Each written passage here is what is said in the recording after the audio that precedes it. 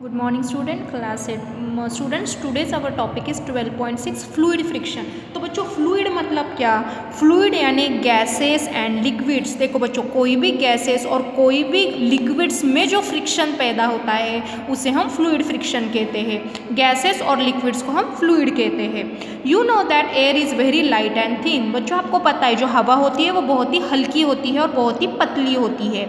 Yet it exerts frictional force and object moving through it. लेकिन बच्चों वो इतनी पतली और लाइट होने से भी जो हवा में बच्चों जो चलते हैं, हम भी हवा में रहते हैं। कोई भी चीज़ बच्चों अगर हवा से गुजर रही है तो वो जो हवा होती है वो उस पर फ्रिक्शनल फोर्स डालती है। Similarly water and other liquids exert force of friction when objects move through them. वैसे ही बच्चों कोई भी लिक्विड हो या पानी हो, पानी भी बच्चों अगर हम पानी में तैर रहे बच्चों तो पानी हमारे बॉडी पर फ्रिक्शनल फोर्स लगाता है। फ्रिक्शनल फोर्स मतलब क्या होता है बच्चों? अगर आप इस साइड से जा रहे हो, कोई भी चीज़ चल रही है तो उसे रोकने का काम बच्चों क्या करता है? फ्रिक्शन कहता है। ये मैंने आपको पहले ही सिखाया है।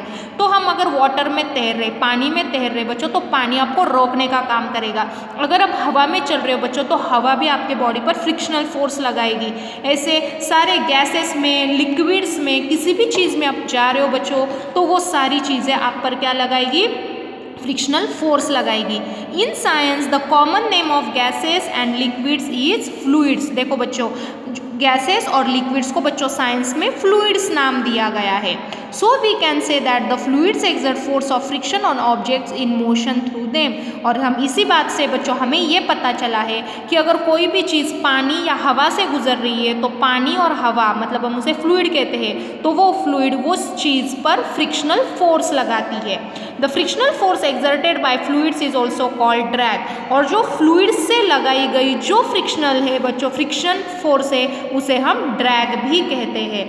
The frictional force on an object in a fluid depends on its speed with respect to the fluids. देखो बच्चों, जो फ्रिक्शनल फोर्स हम लगा रहे हैं वो हमारे स्पीड पर भी डिपेंड करता है। अगर हम बहुत ज़्यादा स्पीड से चल रहे बच्चों तो फ्रिक्शनल फोर्स कम होगा।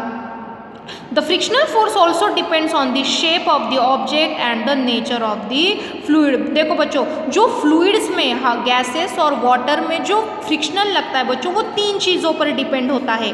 एक तो आपका स्पीड, एक तो आपका शेप और एक तो आपका नेचर। देखो बच्चों हम देखेंगे, it is obvious that when objects move through fluids they have to overcome friction acting on them. ये तो ऑब्वियसली बात है बच्चों, अगर कुछ चीज़ फ्लूइड में से जा रही है, पानी में से जा रही है, गैसेस में जा रही है बच्चों, तो वो उस पर फ्रिक्शन लगाते हैं तो हम उसके फ्रिक्शन में से हमें गुजरना पड़ता है।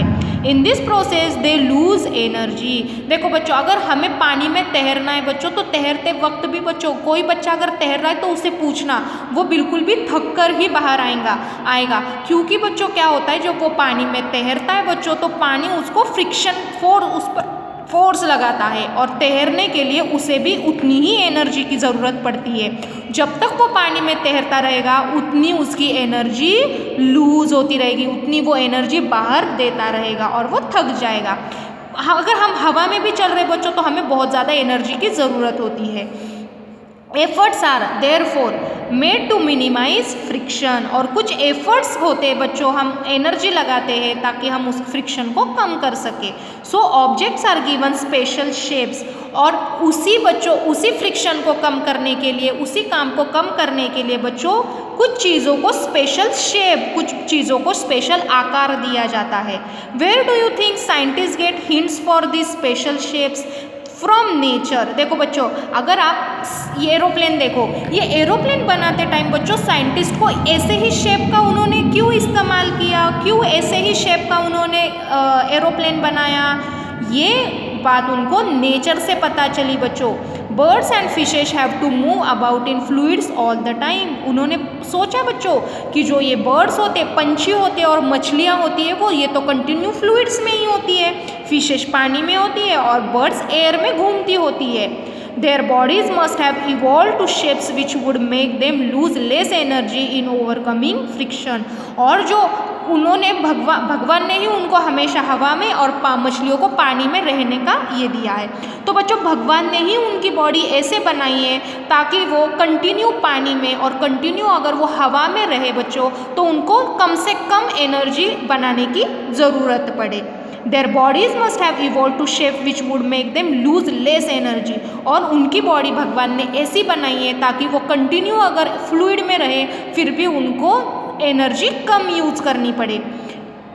इसलिए बच्चों साइंटिस्ट ने ऐसे दिमाग लगाया अगर इनकी बॉडी कम मतलब फ्लूइड में कम एनर्जी डाल रही है बच्चों तो ऐसा ही बर्ड्स की तरह ही शेप उन्होंने एरोप्लेन का बनाया ताकि एरोप्लेन का शेप भी बच्चों जब वे हवा में चलता है इस पर हवा का बच्चों फ्रिक्शन ज़्यादा नहीं होना चाहिए। ये नुकीली चीज़ है, देखो बच्चों यहाँ पर भी नुकीली है, यहाँ पर भी ऐसे नुकीली है। नुकीली चीज़ों पर बच्चों क्या होता है फ्रिक्शनल फोर्स कम लगता है। इसके वजह से बच्चों साइंटिस्ट ने एरोप्लेन का जो शेप है वो बर्ड्स की तरह बनाया क्योंकि बर्ड्स तो हमेशा हवा में रहते हैं। You read about this shapes is class 6। बच्चों आपने ये क्लास 6 में ये शेप पढ़े हैं। जो फिश की बॉडी है वो स्ट्रीमलाइंड होती है, इसके वजह से उसको पानी में तैरने में आसानी होती है। ये आपने सब 6th स्टैंडर्ड में पढ़ा है। Look carefully at the shape of an aeroplane. Aeroplane का शेप देखो बिल्कुल भी बच्चों पंछी की तरह लग रहा है आपको। Do you find any similarities it is shape and that of a bird? Yes obviously. In fact, all vehicles are designed to have shapes which reduce fluid friction। और बच्चों ज़्यादातर जो भी कुछ गाड़ियाँ वगैरह बनाते हैं व्हीकल्स मतलब ऑटोमोबाइल्स में कार बसेस ऐसे जो बनाते हैं बच्चों वो ऐसे ही डिज़ाइन करते हैं ताकि वो जो हवा में अगर चल रहे तो उनका फ्रिक्शन कम से कम हो और उनको ज़्यादा से ज़्यादा एनर्जी वेस्ट करने की ज़रूरत ना पड़े। तो ये हो गया बच्चों आज हमारा फ्लूइड फ्रिक्शन। यहाँ पे बच्चों हमारा लेसन ख़त्म होता है। कल से मैं आपको इसकी एक्सरसाइज स्टार्ट कर दूँगी। Thank you.